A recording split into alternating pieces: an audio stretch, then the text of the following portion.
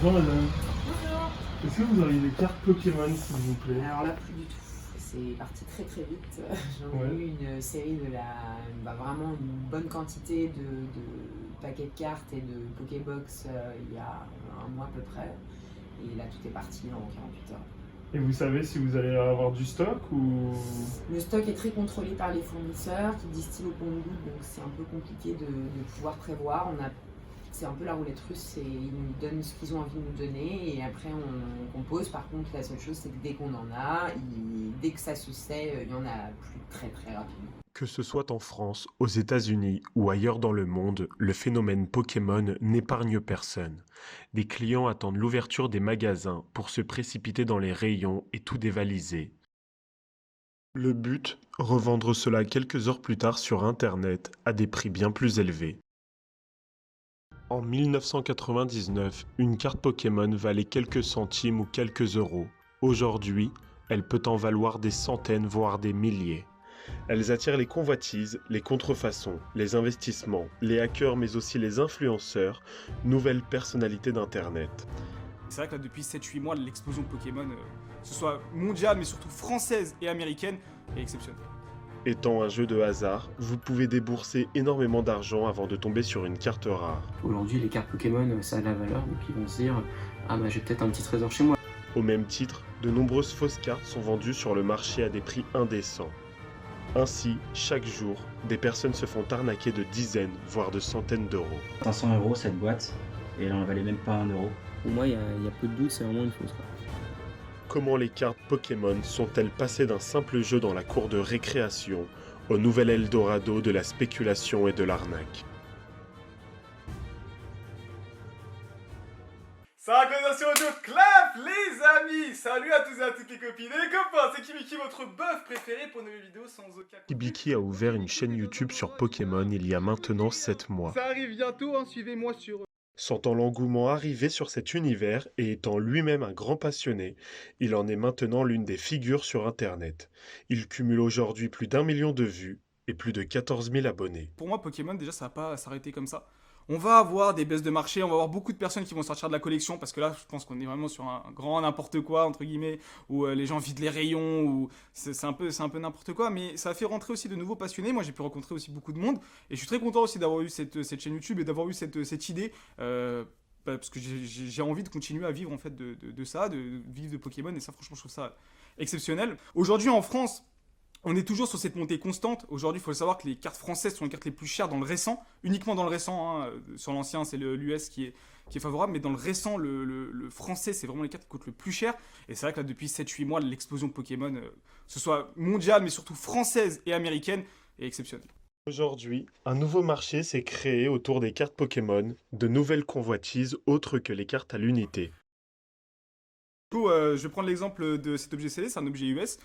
C'est une Mystery Power Cube. Donc là, on est vraiment sur le gambling, l'aléatoire. Donc on peut pas forcément savoir ce qu'on peut avoir. On peut avoir de très très jolies cartes qui vont valoir 5 fois le prix de cette box-là. Hein, on a des cartes ici qui peuvent valoir plusieurs centaines d'euros, voire des fois milliers d'euros. Si on a vraiment beaucoup de chance, et quand je vous dis vraiment beaucoup de chance, c'est un très très faible pourcentage. Sinon, là, le garder scellé, c'est une box qui peut très très bien performer sur le long terme. Du coup, si vous voulez tenter, n'hésitez pas pour vous faire plaisir. Mais sinon, je pense que je vous conseillerais plutôt de la garder à la maison, bien au chaud. En parallèle de ce marché des scellés, il existe d'autres moyens pour donner de la valeur à vos cartes, comme les envoyer à des sociétés chargées de leur attribuer une note sur 10. François-Xavier Colombani est le président de PCA, le premier organisme européen de certification et de gradation de cartes à collectionner. Depuis le début de l'engouement autour des cartes Pokémon en France, PCA reçoit aujourd'hui près de 100 000 cartes par mois et en note 400 à 500 par jour. Je note les cartes qui arrivent directement après la réception. Là, par exemple, aujourd'hui, je suis en deuxième notation. Donc, je note derrière un premier collègue qui a rentré sa première note. Donc, si je suis d'accord avec lui, l'étiquette va sortir. Et si je suis pas d'accord avec lui, l'étiquette ne va pas sortir. Ce sera un troisième noteur qui va noter. C'est cette note qui fixe la valeur. La valeur dépend d'autre chose. Elle dépend de la note obtenue d'une part et de la rareté de la carte d'autre part. Il faut savoir que PCA note de manière indépendante et objective, c'est pour cela que les noteurs sont anonymes. une question de confidentialité. Par exemple, quelqu'un qui met sous boîtier, c'est moins important qu'elle soit reconnue. Mais quelqu'un qui note, en fait, c'est juste pour qu'on soit pas un peu submergé de messages sur les réseaux sociaux pour nous dire pourquoi t'as pas mis 9,5 à ma carte ou pourquoi t'as pas mis 10 à ma carte. Le succès est tel qu'il n'arrive plus à suivre la cadence et à renvoyer les cartes dans les délais. Un mois, cependant avec l'explosion, la croissance exponentielle, là on essaye de faire tenir en 2 mois. On a un petit peu de retard. C'est pour ça qu'on travaille 24/24, tous les jours, de 6h du matin à 6h du matin. Mais envoyer ces cartes chez PCA a un coût, 9 € l'unité. Il faut donc bien choisir ses items et être sûr de leur rareté. Une fois notées, les cartes peuvent valoir des milliers d'euros. C'est pourquoi elles attirent autant les investisseurs et se retrouvent aux enchères sur Internet. On retrouve sur Internet énormément de sites spécialisés de vente pour les collectionneurs comme Katawiki, où on y retrouve justement énormément de cartes gradées ou de lots assez rares. Là, par exemple, on a 2 cartes PCA, justement, qui ont été gradées 9,5 chez PCA. L'intérêt de grader sa carte, ça lui permet d'avoir une meilleure valeur et d'augmenter donc justement son prix. Là, on a un coffret, par exemple Dracofeu, qui est vendu 80 €. Il en vaut 50. Mais le fait est que énormément de personnes dévalisent les magasins. Il n'y a plus rien en stock maintenant. On retrouve tout sur Internet. Pourquoi ? Parce que ce n'est pas forcément des collectionneurs ou des enfants ou des fans de Pokémon qui vont aller en acheter en magasin, mais tout simplement des gens qui voient une opportunité de se faire beaucoup d'argent. En parallèle, on a d'autres sites que tout le monde connaît. On a eBay, Le Bon Coin ou encore Vinted. Et il faut faire attention, c'est que justement sur ces sites, il y a énormément d'arnaques.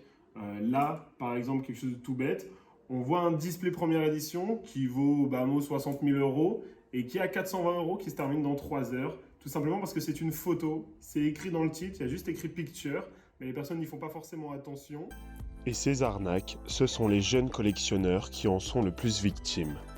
Jean-Baptiste en fait partie. Moi, j'aime bien ouvrir mes petits boosters chaque semaine, histoire de me changer les idées. Nouveau, mon cliton. Alors là, on commence à avoir des très bonnes cartes. Giratina, qui est un Pokémon légendaire. Bon, là, en l'occurrence, le paquet vaut 10 €. Les cartes que j'ai eues valent au moins 5 €. Bon, on peut pas être gagnant à tous les coups, mais bon, faut rester positif. Cette année, lorsque l'engouement autour des cartes Pokémon a commencé à se propager, il s'est mis à investir son salaire de stagiaire chaque mois, soit 500 €. Moi, j'ai été bercé dès l'enfance par le dessin animé, les jeux vidéo et les cartes Pokémon. Et vraiment, ça restera toujours parce que c'est imaginaire, mais pour moi, ça a l'air plus vrai que vrai. Il y a quelques mois, Jean-Baptiste pensait faire l'affaire de l'année. Alors, tout a commencé quand je suis allé, comme mon habitude, sur eBay. Sur eBay, près de 150 000 offres sont disponibles autour de Pokémon, dont un bon nombre sont des arnaques. Jean-Baptiste a acquis un display pour 500 €, alors qu'un original vaut près de 100 000 €. Une désillusion totale pour ce collectionneur à qui l'on a envoyé une contrefaçon. Sur YouTube, les influenceurs en sont arrivés à mettre en garde leur communauté. Normalement, on est censé voir des logos Wizard autour de la boîte. D'ailleurs, Wizard, c'est la compagnie qui crée les cartes Pokémon. On peut aussi voir que c'est en anglais, alors qu'on m'avait dit que ce serait en français. En tout cas, le vendeur me l'avait dit. J'en ai acheté 500 € cette boîte, et elle en valait même pas 1 €. Je sais pas ce que je dois en faire, je dois sûrement m'en débarrasser ou la vendre. Si vous êtes un amateur, il existe quelques petites astuces pour ne pas tomber dans le cercle vicieux des arnaques et devenir le maître des cartes Pokémon. Derrière ce masque, c'est Julien, grand collectionneur depuis maintenant 16 ans. Administrateur de sites de cartes à jouer et à collectionner, Julien est devenu un réel expert et sait parfaitement distinguer les vraies cartes des fausses. Quand on l'a de visu, on peut voir déjà que les couleurs sont plus ternes, que l'image n'est pas droite. Généralement, en fait, les fausses cartes Pokémon sont en anglais déjà. Et on peut avoir aussi une impression un peu, qui n'est pas lisse. C'est-à-dire que si on voit des défauts sur le devant ou le derrière de la carte, il y a de fortes chances que ce soit une fausse. Il existe différentes astuces pour ne pas se faire avoir lorsque l'on achète des cartes Pokémon. Au niveau de l'impression, là on voit que la bordure jaune est vraiment pas droite. Là, elle est plus large sur le côté, là elle est vraiment très fine en haut. Enfin, et là on voit que là c'est plus fin ici que là, donc enfin, c'est vraiment une preuve de fausse carte. Et au dos, si on peut comparer les deux dos, en fait là les couleurs du dos sont, alors, je sais pas si ça va se voir à la caméra, mais elles sont un peu plus ternes. On voit qu'il y a un contraste plus élevé sur le Pokémon, que le jaune et va un peu vers le orange. Pour moi, il y a peu de doute, c'est vraiment une fausse, quoi. Et l'apparition de plus en plus de fausses cartes sur le marché, Julien en imagine la raison. En fait, faut pas oublier ce qui s'est passé il y a 1 an et demi, en fait, on a eu le confinement. Et pendant le confinement, en fait, il s'est passé plusieurs choses.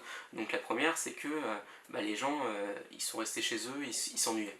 Voilà, ils pouvaient plus sortir, etc. Donc du coup, ils ont sorti des choses du grenier, ils se sont mis à sortir des vieux cartons. Donc du coup, dedans, il devait y avoir des cartes Pokémon. Puis ils voient que aujourd'hui les cartes Pokémon, ça a de la valeur, donc ils vont se dire j'ai peut-être un petit trésor chez moi.